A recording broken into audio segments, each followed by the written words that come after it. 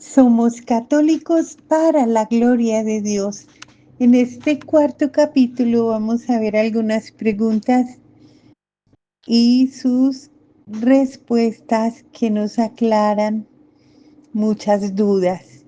¿Qué son los evangelios apócrifos? La palabra evangelio proviene del griego y significa buena noticia. Fue el término que los discípulos de Cristo dieron a los escritos que habían sobre las partes más importantes de la vida, las enseñanzas y los milagros de Jesucristo. Los libros evangelios que se encuentran en la Biblia fueron escritos en tiempo de los apóstoles, en la época apostólica, de igual manera que las cartas o las epístolas de San Pablo, de San Juan y de otros discípulos. Esos escritos tienen un carácter invaluable porque reflejan los recuerdos de ellos sobre Jesucristo, que dieron origen a la fe de las primeras comunidades cristianas. Por eso están dentro de la Biblia y se les llama evangelios canónicos. Son cuatro los únicos auténticos: Marcos, Mateo, Lucas y Juan. Esos evangelios son todos del siglo primero. El diccionario define la palabra apócrifo como falsificado o atribuido indebidamente. Anota como sinónimo de apócrifos las siguientes palabras: falso, falsificado, espurio, ficticio, fingido, adulterado, ilegítimo, imitado, no genuino, no auténtico. Lo apócrifo en su significado original es algo que está oculto, pero precisamente porque esos escritos no son auténticos, la palabra ha llegado a significar falso. Los llamados evangelios apócrifos fueron escritos entre el siglo segundo y el siglo cuarto y otros mucho más tarde. Por lo tanto, fueron escritos por personas que no conocieron a Cristo ni a la primera comunidad cristiana. Por esa razón, no se les puede dar la misma importancia que a los bíblicos. Algunos evangelios apócrifos fueron escritos por cristianos muy entusiasmados que querían añadir milagros a la vida de la infancia de Cristo, y para ello inventaron leyendas.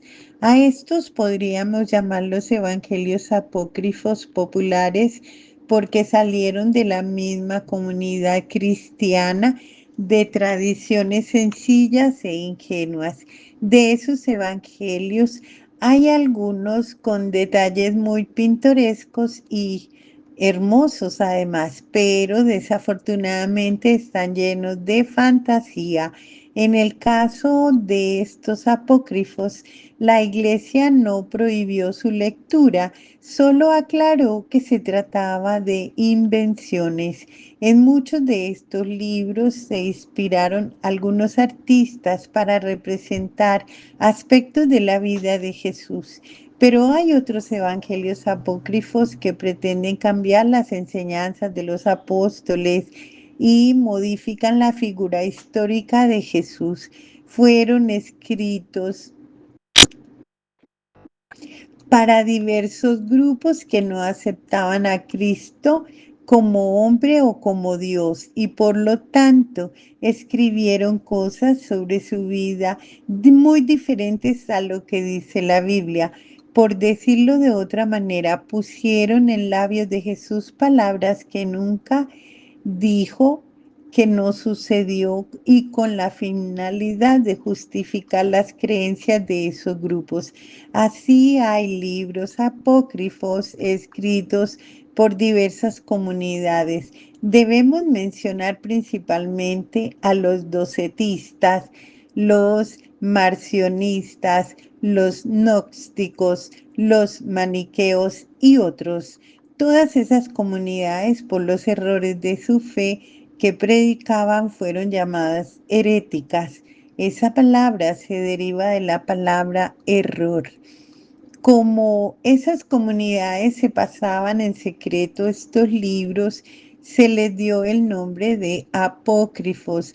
Cuando se escribieron, ya habían muerto todos los apóstoles y las personas que habían estado cerca de Cristo. Así que quienes redactaron estos libros para tratar de que los seguidores de su secta creyeran que eran muy antiguos, decidieron ponerles el nombre de alguno de los apóstoles o de María Magdalena o de Nicodemo. Los cristianos del siglo segundo conocieron los evangelios apócrifos, pero claramente los distinguieron de los que están en la Biblia. Incluso hay documentos antiguos en los que se alerta a los cristianos a no dejarse engañar o confundir con los nuevos escritos que contaminan con errores y falsedades la fe predicada por los apóstoles de Jesucristo. Los evangelios apócrifos fueron escritos en griego y después se hicieron algunas traducciones al latín y a algunas lenguas orientales como el copto, siríaco, etíope, armenio, árabe y eslavo. Los apócrifos se fueron perdiendo porque la comunidad cristiana no tuvo el mismo interés en ellos. En los libros de la Biblia se hicieron algunas copias en diversas lenguas, pero conforme fueron desapareciendo las sectas que les daban seguimiento, ya no se hicieron propias y solo algunos se conservan hoy. Algunos de ellos están desaparecidos y solo se conocen por escritos antiguos que los mencionan. La mayoría de los apócrifos que conocemos son copias de los originales, ya que el origen data del siglo segundo y la copia que se encontró en 1970 es del siglo cuarto. Hay algunos en el Museo Copto del Cairo, en Egipto, otros en el Museo del Libro de Jerusalén y otros más en diversas colecciones de museos como el de Berlín. El llamado Evangelio de Judas Iscariote pertenece a la misma época y a los mismos grupos de gnósticos del desierto de Egipto, descubiertos hacia el año 1947 y publicados en 1972, conocidos como la Biblioteca Copta de Nag Hammadi. Los apócrifos son interesantes porque nos muestran las diversas creencias que por errores y mala interpretación se derivaron del cristianismo. También nos permiten conocer a los grupos filosóficos o teológicos que no siguieron el cristianismo y solo tomaron algunas enseñanzas de Cristo para adaptarlas a su comunidad con fines diversos al cristianismo. También nos permiten conocer los distintos grupos que intentaron cambiar el mensaje de Cristo y con los que la Iglesia Católica tuvo que enfrentarse para defender la fe. La siguiente lista nos muestra todos los libros apócrifos sobre el Nuevo Testamento. El Evangelio de los Hebreos, escrito por la comunidad de los nazarenos. El Evangelio de los 12 o de los ebionitas. Evangelio de los egipcios, que es el Evangelio gnóstico más antiguo. Evangelio de Felipe, de la comunidad gnóstica de Egipto. Evangelio de Pedro, es semejante a los de la Biblia y no es herético. Evangelio de los adversarios de la ley y de los profetas, escrito por los marcionitas. Memoria de los apóstoles escrito por los priscilanistas. Tres clases de frutos de la vida cristiana. Este es de origen gnóstico. Evangelio de los cuatro rincones y quicios del mundo, de origen gnóstico, de las comunidades de los simonistas. Evangelio de Apeles, de origen gnóstico, del grupo de Marción. Nacimiento de María, de origen gnóstico. Evangelio de Judas Iscariote, de origen gnóstico, del grupo cainita. Evangelio de Eva, de origen gnóstico y contra la mujer. Ascensión de Santiago, Evangelio vivo del grupo de los maniqueos. Preguntas de María, de origen gnóstico. Evangelio de la perfección, de origen gnóstico. Evangelio de Basílides intenta hacer una compilación de todos los sinópticos. Evangelio de Marción, del grupo de los marcionistas. Con relación a los otros apócrifos, los que surgen al interior de la comunidad cristiana con la intención de completar algunas noticias que los escritos de los apóstoles no incluyeron, debemos recordar algunos apócrifos de la Natividad porque pretenden dar información sobre la infancia de la Virgen María y la infancia de Jesucristo. Esos textos son los siguientes: Protoevangelio de Santiago, Pseudo Mateo, libros sobre la Natividad de María, extractos del Liber de Infancia Salvatoris, Evangelio de Pseudo Tomás, Evangelio árabe de la infancia, Historia de José el Carpintero, Evangelio armenio de la infancia, libros sobre la infancia del Salvador. También hay textos que se refieren a la pasión de Cristo y tienen los siguientes títulos: Evangelio de Pedro, Ciclo de Pilatos, Actas de Pilatos, Relación de Pilatos, Tradición de Pilatos, Muerte de Pilatos, Declaración de José de Arimatea, Venganza del Salvador, Sentencia de Pilato, Evangelio de Bartolomé. Hay libros que hablan sobre la asunción de la Virgen María al cielo. Libro de San Juan Evangelista, el teólogo. Libro de Juan, arzobispo de Tesalónica. Finalmente, hay un libro que se dedica a la correspondencia entre Jesús y el rey Abgaro de Odesa. ¿Cuáles de los apóstoles escribieron cartas o epístolas en la Biblia y cuántas? Pedro, Juan, Santiago, Judas, Tadeo y Pablo. Pedro escribió 2, Juan 3, Santiago y Judas Tadeo solo una. Pablo escribió en total 13 cartas, una a cada una de las siguientes destinatarios: a los romanos, a los gálatas de Galacia, efesios de Éfeso, filipenses a los de Filipos, colosenses a los colosos y a su discípulo Tito, a su amigo llamado Filemón.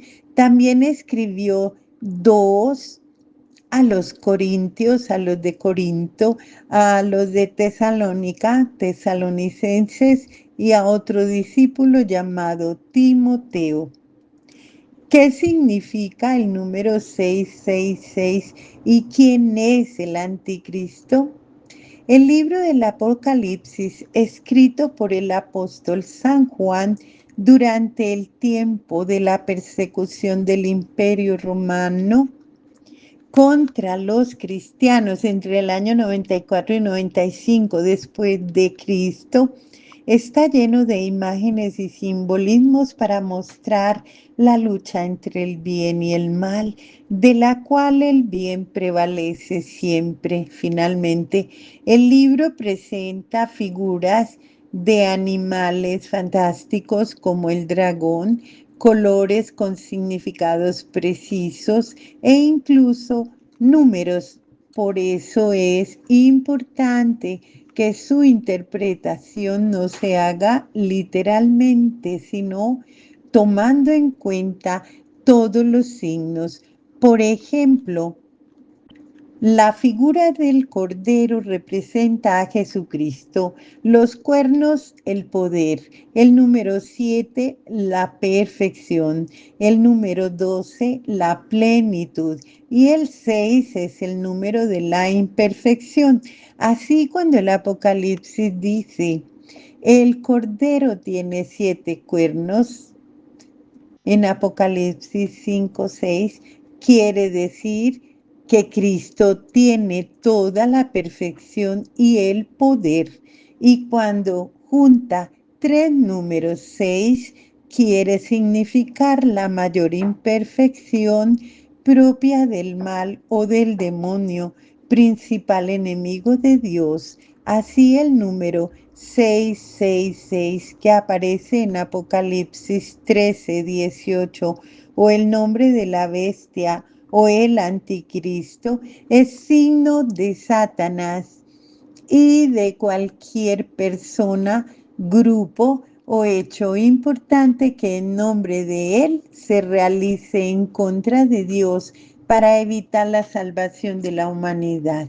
En el momento de la persecución, el número 666 y los títulos de la bestia o la ramera se aplicaban al Imperio Romano, pero la aplicación va cambiando de acuerdo a los enemigos de Dios y de la iglesia. La intención del anticristo es hacer parecer lo malo como bueno, de tal manera que quienes caigan en su engaño terminen alejándose de Dios pensando que están siguiendo el bien cuando en el fondo estás caminando hacia tu destrucción. Desgraciadamente, algunas personas sin base alguna pretenden ver en el número 666 una cifra que se aplique a fechas.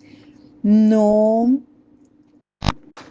no han faltado las interpretaciones catastróficas, taquilleras del cine, haciendo creer que nace un personaje en condiciones muy extrañas en medio de escenas de terror y que será el anticristo. Tampoco faltan las interpretaciones de enemigos de la iglesia que manipulan los textos, quieren aplicarle el título de anticristo al sumo pontífice. Afortunadamente, el mismo apóstol San Juan nos ayuda en otros textos a comprender muchísimo mejor el significado. ¿Quién es el mentiroso sino el que niega que Jesús es el Cristo? Ese es el anticristo, el que niega al Padre y al Hijo. En la primera carta de San Juan vemos 2:22. Muchos seductores han venido al mundo que no confiesan que Jesucristo ha venido en carne. Ese es el seductor y el anticristo. Segunda carta de Juan 7. También el Evangelio de Mateo afirma, se levantarán falsos cristos y falsos profetas que harán grandes señales y prodigios capaces de engañar, si fuera posible, a los mismos elegidos. Capítulo 24, verso 24. Y San Pablo también coincide en decir. El Espíritu claramente que en los últimos tiempos algunos apostatarán de la fe, entregándose a espíritus engañadores y doctrinas diabólicas por la hipocresía de los embaucadores que tienen marcada a fuego su propia conciencia. Primera carta a Timoteo 4:1. Y que nadie los engañe. Primero tiene que venir la apostasía y manifestarse el hombre impío, el hijo de perdición, el adversario que se eleva sobre todo lo que lleva el nombre de Dios o es objeto de culto, hasta el extremo de sentarse él mismo en el santuario de Dios y proclamar que él mismo es Dios. Entonces se manifestará el impío, a quien el Señor destruirá con el soplo de su boca y aniquilará con la manifestación de su venida. Segunda carta a los Tesalonicenses 2:3. La Biblia menciona la fecha del fin del mundo. La Biblia no menciona ninguna fecha específica para el fin del mundo. Jesucristo en el Evangelio dice que ni siquiera Él en su condición humana conoce el momento y por eso invitan a sus discípulos a estar alerta porque solo el Padre conoce la hora.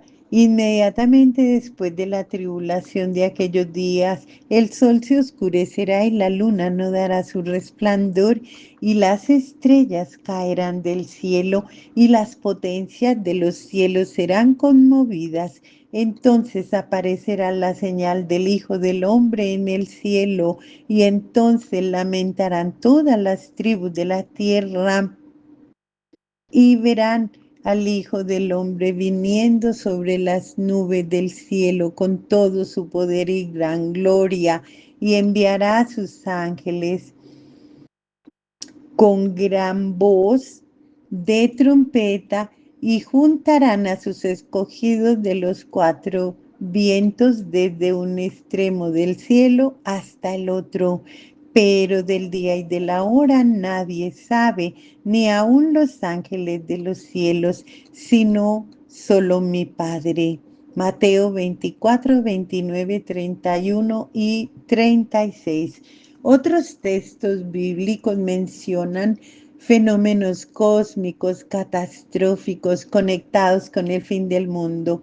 Marcos 13, 24, 27, Lucas 21, 25, 28, Apocalipsis 20 y la segunda carta de Pedro, capítulo 3, del 1 al 7. Es importante mencionar que como los textos de Mateo y Apocalipsis usan el género apocalíptico, es decir, simbólico y figurado, mientras que San Pedro usa terminología de la cosmogonía persa muy en boga en la cultura romana de ese tiempo, por lo que no se pueden interpretar literalmente. Es cierto que se salvarán solo 144,000 personas. El libro del Apocalipsis habla en dos ocasiones de los 144,000 que se salvan. ¿Se trata de un número matemático exacto? ¿Tan reducido es el número de los que se salvan? Debemos recordar una vez más que el libro del Apocalipsis está escrito con símbolos e imágenes, por lo que no debemos entenderlo literalmente, sino tratar de encontrar los distintos sentidos que pueden tener los diferentes mensajes proféticos. Uno de los errores más graves sobre ese texto es el que proponen los testigos de Jehová basados en la interpretación de Taser Russell, quien dice que Dios solo salvará a 144.000 personas. Del total, 12.000 pertenecen a un grupo de testigos de Jehová y el resto pertenecieron a los siglos pasados. Esto, desde todos los ángulos, es absurdo, ya que en una auténtica comprensión de la Sagrada Escritura podemos entender que el amor de Dios no está limitado a un grupo tan pequeño de personas. La Biblia nos dice, Dios quiere que todos los hombres se salven y lleguen al conocimiento de la verdad. Primera carta a Timoteo 2, 3, 4. El mismo nombre de Jesús significa Salvador. Mateo 1:21, Hechos de los Apóstoles 4:12. La redención de Jesucristo tiene valor universal, está abierta a todos, aunque cada ser humano tiene que lograrla, tiene que buscarla libremente. En el Evangelio de San Lucas 13, 23, 30, Jesús no establece ninguna limitación en cuanto al número de quienes serán salvados, más bien exhorta a que entremos por la puerta estrecha. Los textos del Apocalipsis dicen: oí también el número de los marcados, 144.000 de todas las tribus de Israel, de la tribu de Judá, 12.000 marcados, de la tribu de Rubén, 12.000 de la tribu de Gad, 12.000 de la tribu de Aser, 12.000 de la tribu de Neftalí, 12.000 de la tribu de Manasés, 12.000 de la tribu de Simeón, 12.000 de la tribu de Leví, 12.000 de la tribu de Isaacar, 12.000 de la tribu de Zabulón, 12.000 de la tribu de José, 12.000 de la tribu de Benjamín, 12.000 marcados. Después de esto, apareció en la visión una muchedumbre innumerable de toda nación, raza, pueblo y lengua. Estaban de pie ante el trono y ante el Cordero, vestidos de blanco y con palmas en la mano, aclamaban a gritos: la victoria pertenece a nuestro Dios, que está sentado en el trono, y al Cordero. Apocalipsis 7, 4, 10. En la visión apareció el Cordero de pie sobre el monte Sión y con él 144.000 que llevaban inscrito en la frente el nombre del Cordero y el nombre de su Padre. Oí también un fragor que bajaba del cielo parecido al estruendo del océano y estampido de un trueno fuerte. Era el son de citaristas que tañían sus cítaras delante del trono, delante de los cuatro vivientes y los ancianos, cantando un cántico nuevo. Nadie podía aprender a que el cántico fuera de los 144.000, los adquiridos en la tierra. Estos son los que fueron escogidos, los que no se pervirtieron con mujeres porque son vírgenes. Estos son los que siguen al Cordero a donde quiera que vaya. Los adquirieron como primicias de la humanidad para Dios y el Cordero. En sus labios no hubo ni mentira, no tienen falta. Vi otro ángel que volaba por mitad del cielo. Llevaba un mensaje irrevocable para anunciarlo a los habitantes de la tierra, a toda nación, raza, lengua y pueblo. Oí una voz del cielo que decía: escribe, dichosos los que en adelante mueran en el Señor. Cierto, dice el Espíritu, que descansen de sus fatigas, porque sus obras los acompañarán. Apocalipsis 14, 1, 13. Para interpretar correctamente esos textos hay que recordar el simbolismo de los números y los colores que se utilizan en el Apocalipsis. Por ejemplo, ya dijimos que 7 es el número perfecto. 7 más 1 es la superabundancia de la perfección. 6 es la deficiencia del mal, o sea, 7 menos 1. La bestia está expresada por el 666. 3 medio, 3 y medio, que significa 7 menos 2, 3 años y medio, es igual a 42 meses, es igual a 1260 días, significa un periodo corto, un tiempo escaso. 1000 es número inmenso, infinito. 12 es cifra santa, indica plenitud. Multiplicado por sí mismo es plenitud universal. 12 por 12 es igual 144. Blanco es igual a victoria, pureza. Rojo es igual a sangre, crueldad, guerra. Púrpura es poder imperial. Negro es miseria. Verde o amarillo es peste. Arco iris, descomposición de colores, es igual a presencia divina. Con esos elementos se puede hacer una interpretación de la siguiente manera. Los 144.000 marcados son todos del pueblo de Israel. A continuación se habla de una multitud incontable de todos los demás pueblos y razas. El número 144.000 hay que entenderlo en sentido simbólico y no con un valor matemático exacto. De cada una de las tribus de Israel son sellados 12.000. El 12 es número sagrado que indica plenitud. El 1000 es un número de inmensidad. Así que quiere pues decir que de cada tribu son muchos a los que se salvan.